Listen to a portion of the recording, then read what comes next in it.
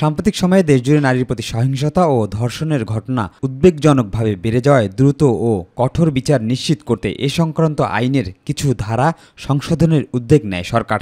উপদেষ্টা পরিষদের বৈঠকে সোমবার তারই কিছু সংশোধনীতে নীতিগত অনুমোদন দেয় সরকার। বৈঠক শেষে প্রধান উপদেষ্টার প্রেস উইংয়ের নিয়মিত ব্রিফিংয়ে যোগ দিয়ে নারী ও শিশু নির্যাতন দমন আইনের সংশোধনীর বিষয়গুলো তুলে ধরেন দুই উপদেষ্টা। সম্মতিক্রমে যেই ধর্ষণের ঘটনাগুলোর বিচার সেটা একটা আলাদা অপরাধ। সম্মতি ব্যতিরেকে মাগুরার ক্ষেত্রে বরগুনার ক্ষেত্রে যেই ঘটনাগুলো ঘটেছে সেই ধর্ষণের ঘটনাগুলোর আলাদা একটা অপরাধ হিসাবে এখানে আইডেন্টিফাইড হয়েছে। এবং দ্বিতীয় শ্রেণীর যে অপরাধ বললাম সম্মতি ব্যতিরেকে যে ধর্ষণ, সেটার ক্ষেত্রে বিচার এবং তদন্তের সময় কমানো হয়েছে। আমরা এটার উপর সর্বোচ্চ গুরুত্ব দিচ্ছি।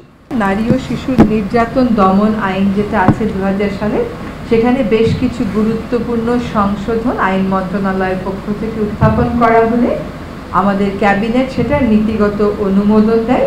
বিচার ত্বরান্বিত করতে চট্টগ্রাম ও রাজশাহীতে নতুন দুইটি ডিএনএ টেস্টিং ল্যাব করা হবে বলে জানান উপদেষ্টা। বিচারের ক্ষেত্রে বিলম্ব হওয়ার একটা বড় কারণ হচ্ছে পর্যাপ্ত পরিমাণ ডিএনএ ল্যাব না থাকা।